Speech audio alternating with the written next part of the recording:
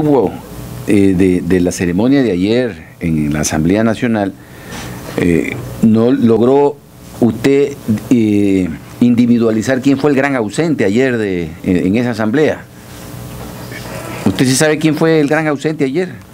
Estuve yo recorriendo la provincia de Los Ríos, no vi yo la fueron las Fuerzas Armadas, que ya definitivamente los excomandantes generales de las fuerzas que fueran parte del gabinete, usted recordará, no se presentó ninguno. Estaban en la no, eso fue otra ceremonia. Es decir, en el informe a la Nación, el alto mando militar brilló por su ausencia. Eran civiles. ¿Qué impresión le da esto? ¿Cuál es el mensaje de esto? Definitivamente me ratifico en lo que he mencionado desde hace varios meses atrás. El gobierno tiene un plan concebido, un plan diabólico, y ese plan es debilitar de manera sistemática Fuerzas Armadas, pisarle prácticamente en la cabeza, humillarle a Fuerzas Armadas hasta someterle a Fuerzas Armadas y convertirlas en algo así como las Fuerzas Armadas chavistas de Venezuela. Oiga, pero también el mensaje de Lucio es otro. Él es el superhéroe, el único que ha tenido los pantalones para enfrentar las prebendas y los privilegios que han tenido los militares por décadas. Pues. Y eso al pueblo, este es el hombre, pues dicen también algunos. Pero justamente ahí viene la bipolaridad. ¿Quién le subió el sueldo a los generales a $5,000 mensuales? ¿Quién le subió la jubilación a los generales a cerca de $5,000? Usted dejó hecho el proyecto. Homologación. El otro día estuve en Manabí, recorriendo la zona cero de Portoviejo, de Manta.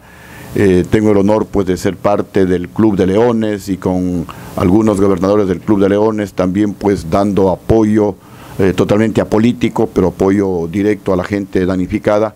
Y un periodista me decía que Correa había dicho que las carreteras han colapsado en Manabí porque los estudios de suelo se hizo en el gobierno de Gutiérrez. Sí. Obviamente pues me reí porque cuando uno se contrata una obra, en ese momento se inician los trabajos, en este caso pues de suelos para ver la consistencia del sitio por donde va a pasar la carretera. Y yo soy ingeniero civil, pues no es como Gutiérrez dijo que iba a reorganizar, a reestructurar las carreteras, a reconstruir. Entonces Lucio Gutiérrez debía, con el deseo que tenía, debía haber hecho el análisis de suelos, ¿no? Obviamente es un tipo que hace las cosas y las culpa a otro. Es amigo del señor Alex Bravo y dice que no le conoce.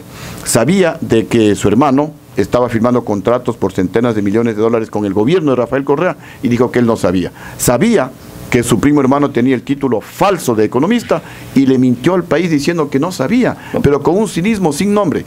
¿Cuál fue el espíritu, solo un minutito, de la ley de homologación que se aprobó en mi gobierno? El espíritu justamente fue reducir la gran diferencia entre los que más ganaban y los que menos ganaban. ¿Por qué se me opusieron los de Petroecuador? Porque en esa época, 2003, los de Petroecuador se retiraban con $800,000 de jubilación. ¿Y con cuánto se retiraba un empleado del sector público pobre? $2,000, $3,000, $4,000. Una injusticia sin nombre. Esa era la homologación. Entonces, cerrar las brechas entre el que más gana y el que menos gana. Así es, les bajamos a los de Petroecuador a 150,000, que era bastantísimo, y a los del sector público, a los empleados del Ministerio de Economía, a los empleados del Ministerio de Educación, del Ministerio de Trabajo, del Ministerio de Agricultura, etcétera, a los 15 ministerios, les subimos de $2,000, $3,000 a $30,000.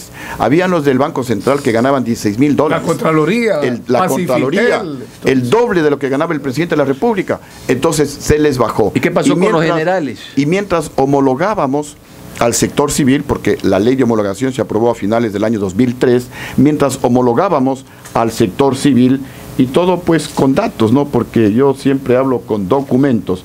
Aquí está el registro oficial, lunes 6 de octubre del año 2003, se publica en el registro oficial, siendo presidente constitucional Lucio Gutiérrez, la ley de homologación salarial. Porque algún general sin criterio había mencionado que la ley la aprobaron en el gabinete del vicepresidente Palacio. O sea, demostrando ignorancia, porque las leyes solo se aprueban en el Congreso, no en los gabinetes presidenciales. Algún otro general había dicho que la ley se aprobó con Rafael Correa. Por eso cuando Rafael Correa, el 30 de septiembre del 2010, va y les dice a los policías, yo les subí los sueldos, yo aprobé la ley.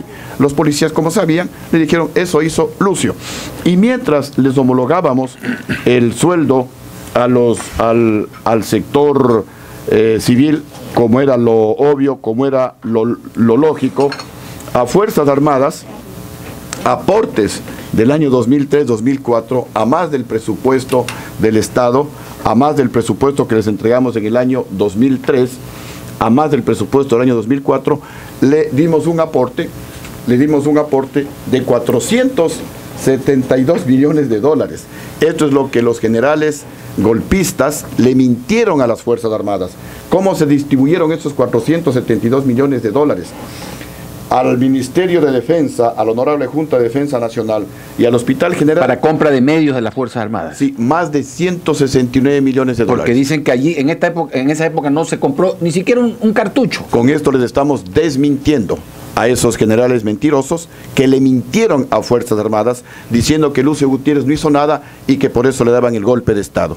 Aquí estamos demostrando, en el año 2003 el presupuesto para Fuerzas Armadas fue de 440 millones, en el 2005 fue de 505 millones de dólares, y a más de eso que estaba presupuestado, que les correspondía por ley, les entregamos 472 millones de dólares como un aporte.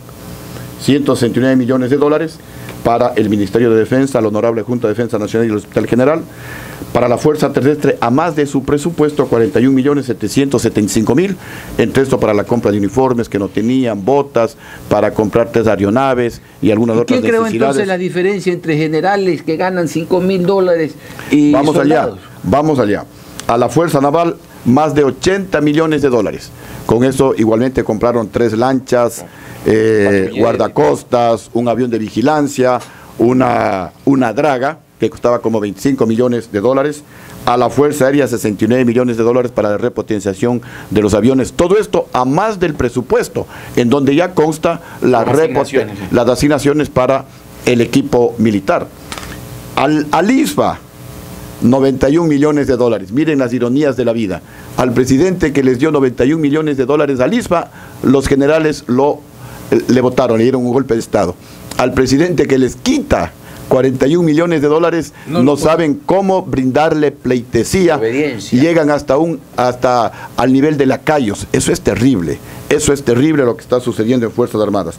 Es decir, aquí con datos del Ministerio de Finanzas y del Ministerio de Defensa Nacional, se le entregó a Fuerzas Armadas más de 472 millones de dólares. Es decir, administramos los recursos como lo hace una ama de casa, que con poquísimo dinero, 200, 300 dólares común, ¿no? Al mes, con sentido común, pues alcanza. Miren, con todo esto y con petróleo de 18 dólares y sin nunca castigarle al pueblo con un solo nuevo impuesto, tenemos uno de los mayores crecimientos de la economía del Ecuador y del mundo. Son las realidades que no las pueden esconder, que Correa las quiere tapar, que algunos generales golpistas y sobre todo el vicealmirante golpista Víctor Hugo Rosero Barba, obviamente le quiso esconder a Fuerzas Armadas. Esto no lo comunicó.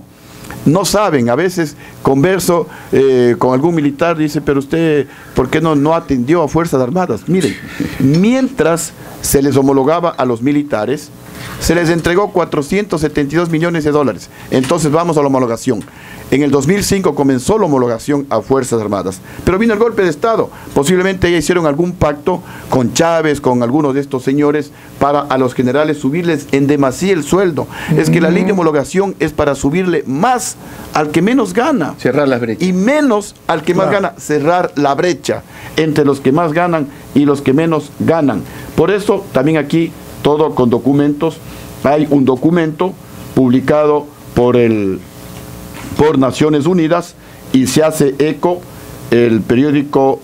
un periódico de la capital, en donde dice pues que en el gobierno de Sociedad Patriótica 2003-2005, en un estudio entre 17 países, es cuando más se cerró la brecha entre los que más tienen y los que menos tienen. Repito, vamos a ir estudio entre 17 países de América Latina. Ya lo busco por acá. Claro, y mientras tanto vamos a unos anuncios publicitarios. El cafecito. Ya, vamos a un corte.